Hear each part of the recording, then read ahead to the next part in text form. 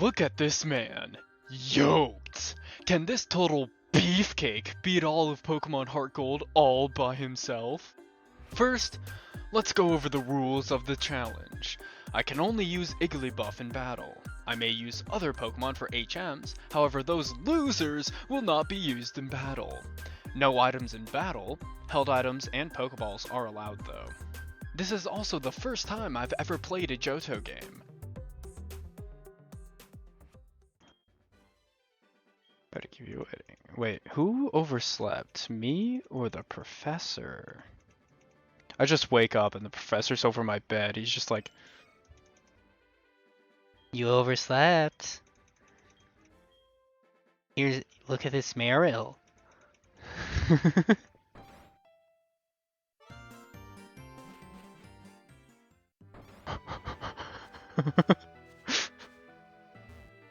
Yo.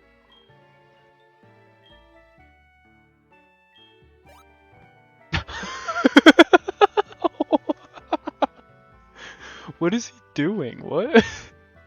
Silly little guy. I used the Universal Pokemon Randomizer to replace Chikorita, the best Johto starter, with Igglybuff, and gave him a fitting name. I just love how he's still there. I wanted to get some footage of Igglybuff's stats and moves, but when I looked, I was a little shocked at what I found. Well, that doesn't look too good. Yeah, I didn't think this through. So let's finally look at what Igglybuff actually learns, because I'm writing the script as I go through with the challenge. Igglybuff doesn't learn any good moves through level up, so we're going to have to rely solely on TMs.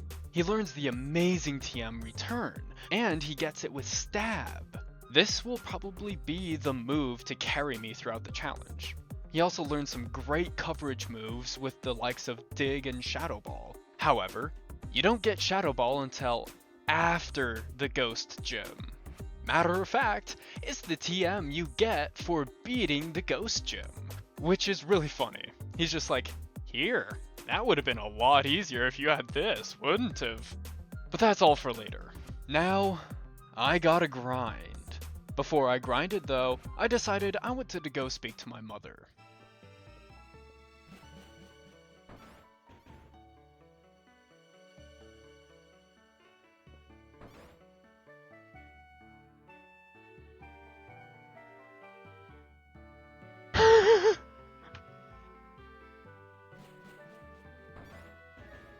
The game broke. I don't even know what caused it. I did the only thing I know what to do.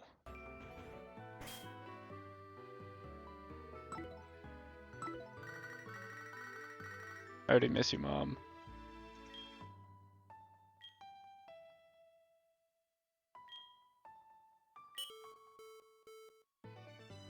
Mom, don't leave me.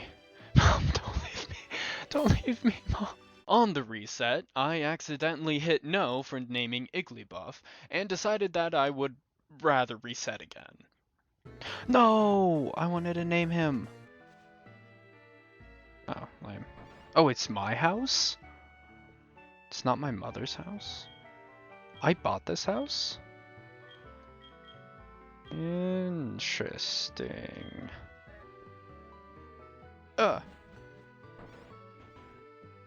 A small heart attack. I thought it wouldn't work. On the third attempt, I make it out of my house. Time to grind. At first, I tried to sing the wild Pokemon to sleep and then spam Defense Curl and Charm to hopefully run out of PP and heal up with potions at the end of each battle. However, this strategy was ineffective and I even ended up fainting.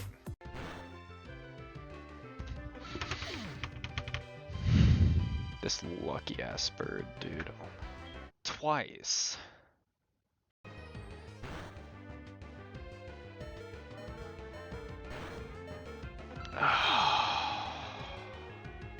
Half an hour after I started the grind, I have fainted a grand total of 1 Pokemon. And so I figure there has to be an easier way to struggle grind. I try the route north of Cherry Grove, and I find my savior.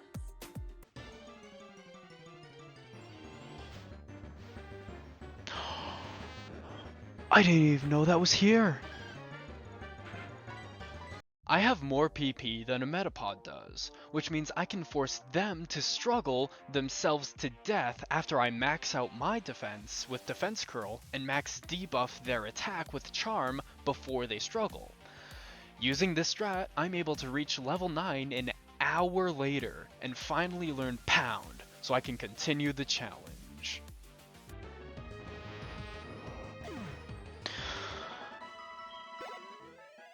Oh, it's over.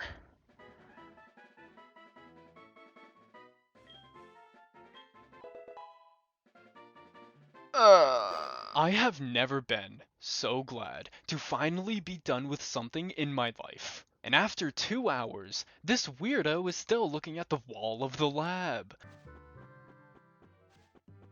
So, he's still there. I'm surprised the professor hasn't noticed yet. I finally go talk to Mr. Pokémon.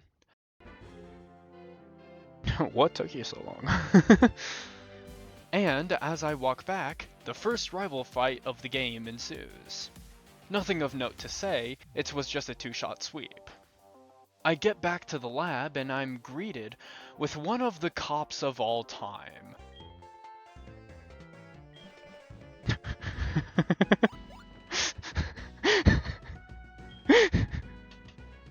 We gave our rival a fitting name and it's off to start the gym challenge. Yeah. We first start with the flying type gym leader Faulkner. Or not. Looks like I have to go weed Sprout Tower first. It's pretty easy though. I mean, it's just a bunch of Bellsprout. Just cut to me beating Faulkner. Oh. So as it turns out, Pidgey is still the most annoying Pokemon ever. He is faster than me and always opens with Sand Attack. Every single time. So, by the time we get to Pidgeotto, we miss all of the crucial pounds needed to win.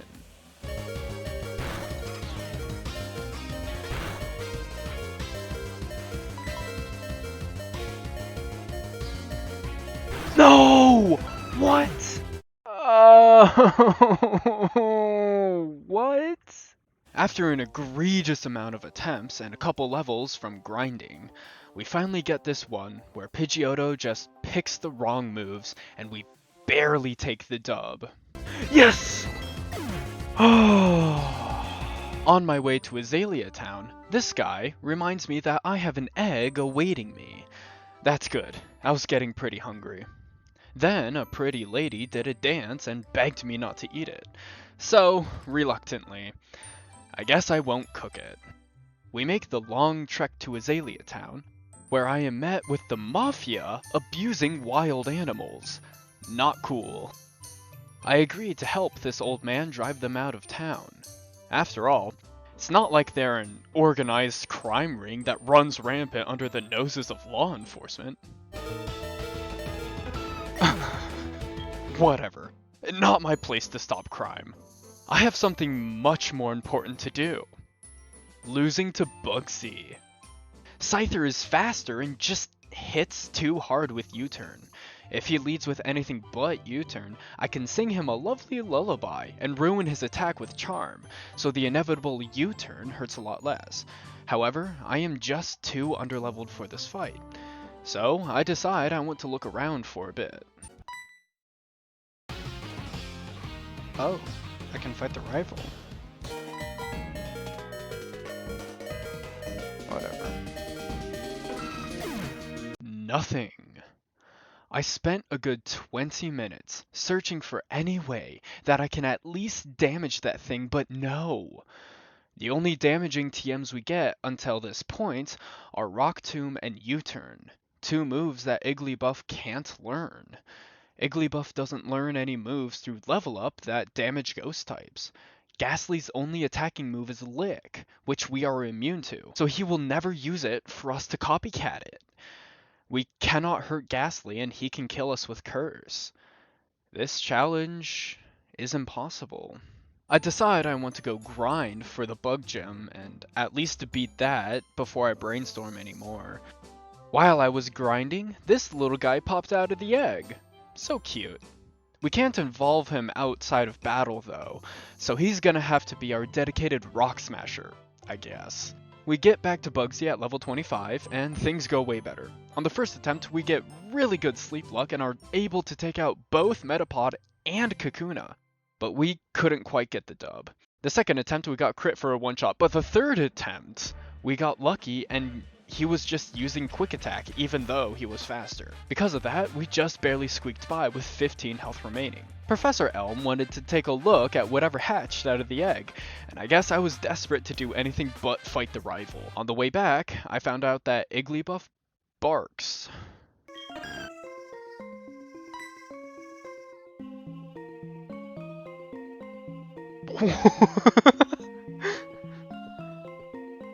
Okay.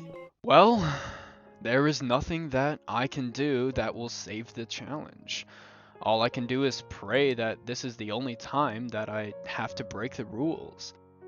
The Togepi that hatched with extra sensory for some reason. And since he is a normal type, and my rival is bad at picking moves, we're able to beat the Ghastly with a level 1 Togepi. Quilava avenges his comrade and cooks the little egg sunny side up, but Igglybuff is able to come in and obliterate him and the Zubat. But it feels awful. I lost my first ever Pokemon challenge because I didn't do any research at all before I started. That doesn't mean I will quit though. The challenge may be over, but I will keep it alive. I will beat this game with only Igglybuff, and that one time when her son helped.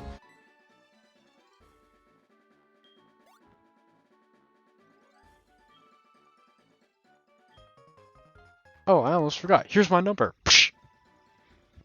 Slaps you in the face with this number. Being a woman in this society is difficult. Everyone always giving you their number.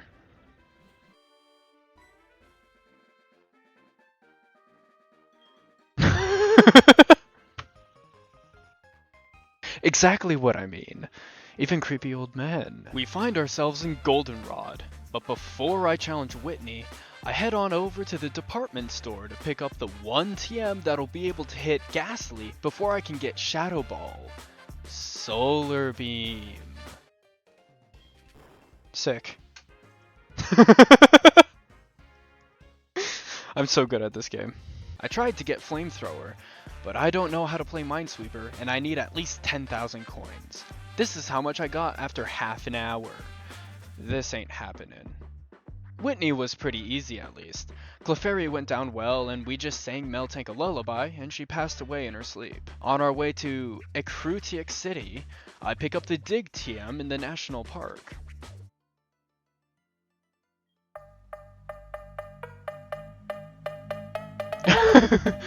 Woo! Yeah! Woo! Oh, he stopped spinning really fast. Now this is what I came here to see.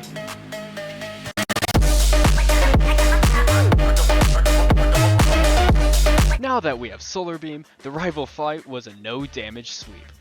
Except for all the previous tries where we had bad sleep luck, but I don't want to think about that. The first gym trainer, yes, trainer, goes so horribly wrong. No. That I need to grind for it. While I'm grinding, let's look at what the path ahead leads. Oh no. Every single Pokemon in this gym is either a Ghastly or a Haunter, with one Gengar. And they all have Levitate. No love for the new Ghost-type Pokemon they added in this game? I went from level 31 to level 42 just to be able to beat the gym trainers. However, this is still too low a level to beat Morty. I have to keep grinding. I took a few cracks at it 5 levels later at level 47, expecting to have to keep grinding. However, Lady Luck had different plans for me. After a long, tireless fight, I was finally able to beat Morty and continue the challenge. Yes! Oh!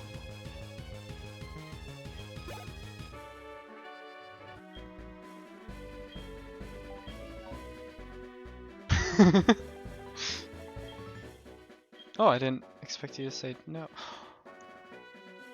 Oh, you bastard. No.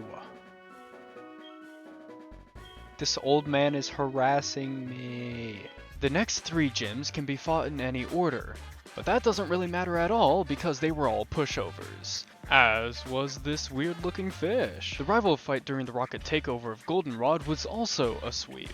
This part of the game is going so smoothly. I hope Claire will be this easy. Probably shouldn't have said that. She leads with Gyarados that has Intimidate, so our attack is down the entire fight.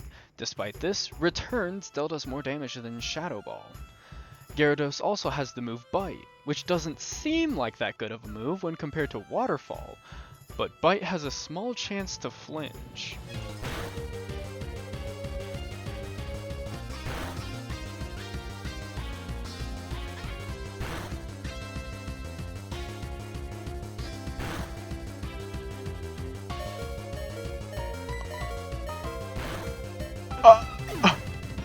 I decide to take a break and waste an hour to get enough coins for the Silk Scarf, which will increase the damage of our return. 999.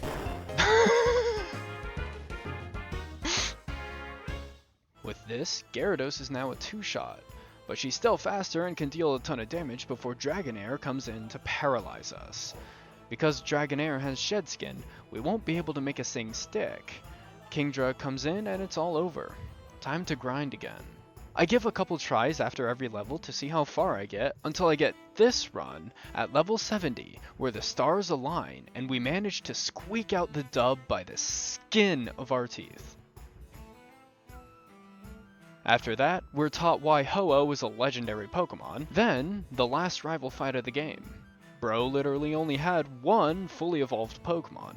If he led with Haunter and cursed us, that might have taken a few tries, but the fool makes Haunter his last Pokemon in this fight for some reason. Easy dub. And with that, we enter the Pokemon League. Just 5 trainers stand twixt us and the championship. Before we fight, let's take a look at our stats. We've got some monstrous HP, but that's about it. Got massive amounts of skill though, so... The first Elite Four member was hardly a challenge. His frail psychic type stood no chance against the alpha male Igglybuff.